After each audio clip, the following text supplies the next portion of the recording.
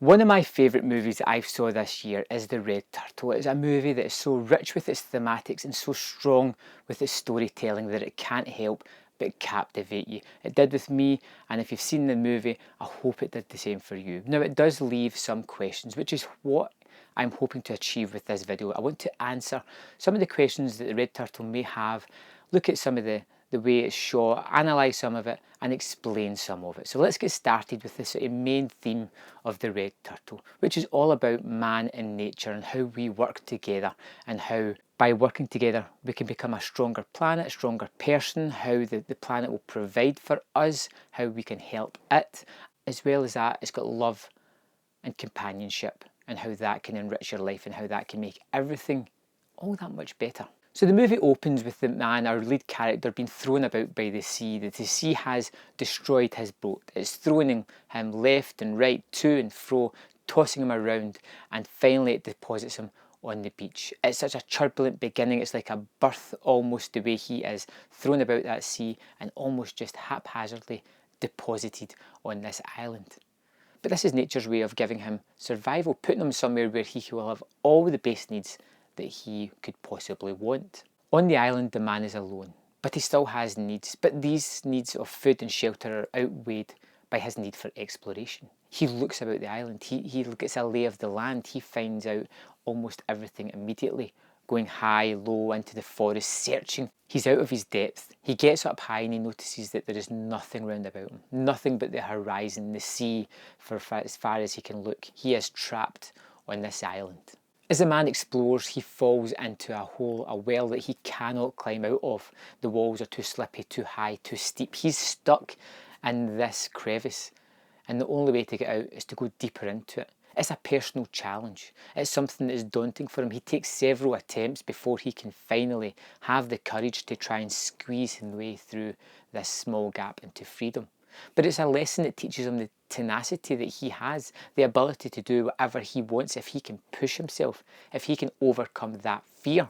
And then we have the first of many dream sequences within the movie. He dreams of a pier, an endless pier that leads off the island, away to somewhere that we don't see, somewhere magical, just somewhere other than where he is. And as he begins to run, he begins to float above it, hovering away before he ends up back in the place where he is, the beach, the island, the place where there is seemingly no escape. But he's a thought of getting off the island thanks to this dream. He now has a new longing, a new desire, a new purpose to get off the island, to go, to continue exploring. He starts to build a raft, using what is in the island already, getting the way nature supplies him. All the way through this, he's noticing life as it goes about its daily grind. The birds in the sky, the crabs on the beach, the sea lion. He notices how everything is harmoniously working. And whenever something does happen, whenever a fish dies or something dies, it is used by the nature round about them. Everything is cyclical. Everything that comes from the world goes back to the world in the end. But he wants to get away from this island. He doesn't see it as the perfect ecosystem or the perfect way of life. He wants to explore. He wants to see what else is out there in the wide world. He takes the raft out. He sails away. But something is there. Something nudges the raft, destroying it. He has no other option but to head back to the shore, to the island. But his determination is not wavered. He builds a bigger raft. He builds a stronger raft and heads out into the sea once more. This one is just as easily destroyed as his previous. He looks under the water. There is nothing around. He heads back to the beach yet again. And this time, he's despondent. He mopes about. He lies in the middle of a forest and doesn't move. Bugs crawl over him and he doesn't move. He just lies there, thinking about getting away from it all, escaping from this island. He's not content with everything that he has here. He's still sad that he can't get away from this place. He doesn't see it for the thing that it is. It has everything that he wants. It's a subject matter that the movie keeps coming back to. We always want something else. We always want something better. We don't appreciate what is actually here, what we have now. We have another dream sequence when he awakes to the sound of music playing. He rushes out to the beach and sees a quartet a little bit down. As he gets closer to them, they vanish, appearing behind him further down the beach again. He runs to them before they vanish yet once more. It's not the music, it's the companionship. He misses. Eventually, he builds his resolve once more and builds another raft. But this time he's waiting. He has a weapon with him. He's ready for whatever it is that keeps attacking this raft. But he's surprised to see a red turtle swimming behind him, looking at him, non-threatening, before it attacks the raft, destroying it. He falls into the water and the red turtle approaches him, showing that she means no harm to him. She just naturally swims away, and he once more has to head back to the shore. Each time, the turtle is saving him from the uncertainty, saving him from the wild seas that broke his boat and tossed him to and fro at the beginning of this movie. It's sending him back to the island where he actually has things that can keep him alive, that can help him survive, his food, his shelter. What he has in the open sea is uncertainty, a possibility of demise, and nature, in the form of the red turtle, is protecting him from that. The man on the island is frustrated. He's angry. He can't achieve what he wants to achieve because he sees that the world is trying to stop him. Everybody's trying to hold him back, but he doesn't realise their true intentions. As he's up high, he notices the red turtle coming onto shore. It's out of his steps now. It's out of the water where it's safe and it can move and protect itself. It's came onto the land for some reason where it can become extremely vulnerable. The man, in a fit of rage, attacks the animal, smashing a beam over its head in one of the movie's more disturbing scenes. It flips it over, jumping up and down on it and leaving it stranded in the baking sun. He sees that the thing that was stopping him leaving lying there, destroyed almost. He jumps into the water and tries to swim away, but eventually comes back when he realises that he cannot swim the kind of distance that he would need to. The man begins to build another raft, constantly aware of the turtle upside down, feet from him. His physical version of a rage lying right in front of him, his id, his anger, anguish, all the badness in him is there, looking him straight in the face. And he begins to feel guilty about it. He has another dream, and it's another dream about floating. This time, the turtle floats off the beach, and he tries to stop it. He feels that it's a kind of companion for him. It's another lifeless thing, yes, but it's something there to keep him company. It's something there to remind him of the person that he was, the thing that he did. It is a reminder, a painful one, but it's a necessary one. He's remorseful. He sleeps next to the turtle, awoken by this cracking sound as the shell breaks in two. And his surprise is even more so when he looks at the turtle and realises that it's turned into a woman. And this is one of the movie's more magical elements, the fantastical almost. Nature has supplied the one thing that he wanted most, the one thing that he didn't have from this island, and that is companionship. Somebody to look after, somebody to take care of, a life bringer, a woman, somebody that could possibly carry on his legacy. His remorse and the bond with the turtle is something that helps create the woman, something that was only achieved by his destructive state. Again, nature and the island has supplied his needs, but he's taught him another harsh lesson. The woman causes a shift in the man.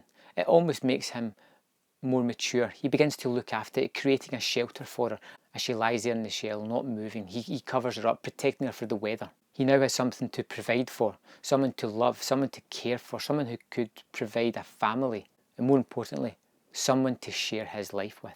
The man is happy. His need for exploration, his rage, his frustration is all alleviated. He is with somebody, he has somebody to share this island, and he's starting to see it for the thing that it is, a supply, somewhere to live. But not just to live, it's now becoming a home. The woman awakes and pushes the shell into the water, putting it back to where it once came from, creating that circle yet again, the circle of life. And the man does a symbolic gesture as well. He looks at the raft he's building and he makes the conscious decision that he is done with it. He pushes it into the water, signalling to the woman that he no longer wants to leave. He's happy here. He would be interested in spending his life with her. That is all he wants now. Time passes fairly quickly in the next segment and we see them having a boy. Again, the circle of life, the man is reborn in the child. The boy, much like his father, but with a more playful nature, explores the island, watching out as his mother always teaches him about turtles, about the environment, about the creatures. And similar to his father, he again falls down that well that happened earlier in the movie. His father goes to jump in and his mother stops him, showing him with a visual sign on how to get out from it. It's almost like a personal test, something that they have to overcome to learn that they are their own person who can achieve things on their own. They don't need somebody there to hold their hand. And this time, the boy has learned it at a much younger age than the man did. The young boy is captivated by the turtles, and that's what leads him eventually down the hole. And when he gets out of the water, the first thing he bumps into is another turtle. It's non-threatening. He explores round about it as the turtle explores him, creating a bond. This younger generation of man is now simpatico with nature round about him. He's in a much better place to cohabitate with the world around him than his father was. As he grows and learning from his mother and his father, he is much better attuned to nature, using it for his benefits, taking care of it, and just working with the world around him. And this is when the tsunami hits. It decimates the land, destroying the one world that they knew. Everything that they had built is torn down in one swift, violent moment from nature. And this is the boy's realisation that his world, the world that he knew and grew up in, is no longer the same. It's been changed forever. But he is still going to move on to bigger things. This is where he gets the idea of it leaving the island, exploring, moving on to further ideals, further away, leaving the comforts that he has here. He searches for his parents, finding his mum injured, and he shares a moment with her before looking for his father, who's been swept out to sea. It takes him a while, and with the help of the turtles, he finally discovers his father, just as he begins to sink into the water, and saves him. It is an epic journey, and it's another one that confirms his ideas of leaving the island. He has swam for such a long distance and a long time that he knows he can do it. The family clean the land, getting rid of all the dead trees and wood and sorting everything out and trying to clean the world back to the way it should be. Even though it's never going to be that way, they're still trying to make the best of this situation and make sure that everything can get back to life as much as it can. Then we see the first dream that the boy has. And this is of the waves sort of frozen, still liquid, and he swims through it, up high into this tidal wave, looking down on the beach, and he sees his parents hand in hand, walking. The companionship obvious, the life together obvious, and it's something that he needs but is never going to get it here. So he is going to have to go exploring, and this is the final nudge that he gets to leave the island. The boy visits his favourite places in the next few scenes, all the parts that he has grown up loving, before going to speak to his parents, who, upset, understand and are allowing him to leave this nest and go into the world to make himself his own person. He's a better understanding of the world and how it works with nature, and he's going to spread that word with the people that he meets. The boy leaves with the turtles, almost like his friends, swimming off into the distance. The woman and the man grow old together, and one moment at night the man passes away, and the woman wakes up as if sensing this, and she's sad. She lies with her husband before turning back into the red turtle and crawling back into the sea, back to continue its life, having supplied what it needed for this man. Like I said, it's a wonderful movie, one that I really enjoy, and it really is all about life. It's about life, how we can adapt to our situations, how the circle of life we can benefit the next generation, how the next generation can be better than us, how they can take the lessons that we've learned and carry them forward. It's about finding that one true person that's going to complete you and make everything fantastic for you. And it's about being happy with what you have. Not with what you want, what you need, or what you think you need, but what you actually have. I think The Red Turtle is a magnificent movie. I think it's something that everybody should see. There's no language in it at all. You can watch this and just get something out of it. It's a tremendous movie, and it's one that I believe is going to stand the test of time. Thanks for listening to my analysis, and remember, hit that like button and subscribe if you haven't already done so for more videos like this, and I'll see you next time on Man vs Film.